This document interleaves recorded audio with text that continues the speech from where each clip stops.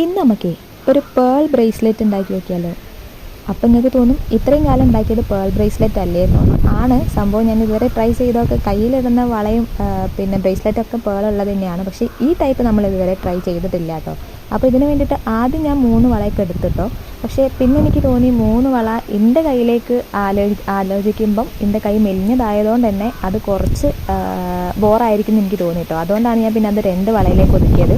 അത് എനിക്ക് തോന്നൽ തെറ്റിയിട്ടില്ല എന്നുള്ളത് കാരണം ഫൈനൽ ലുക്ക് കാണുമ്പോൾ നിങ്ങൾക്ക് മനസ്സിലാവും. നല്ല കാറ്റും മഴയാണ് കേട്ടോ പുറത്ത്. അതുകൊണ്ട് തന്നെ അതിൻ്റെ സൗണ്ട് നല്ല രീതിക്ക് കേൾക്കുന്നുണ്ടാവും. എല്ലായിടത്തും ഇപ്പോൾ സെയിം അവസ്ഥ തന്നെയായിരിക്കും. മഴയും കാറ്റൊന്നും വിടാണ്ടുണ്ട്.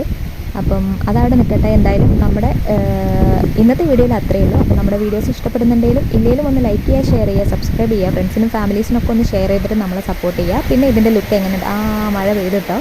അപ്പം ഇതിൻ്റെ ലുക്ക് എങ്ങനെയുണ്ട് എന്നുള്ളത് കമൻറ്റ് ബോക്സിലൂടെ അറിയിക്കാം കേട്ടോ.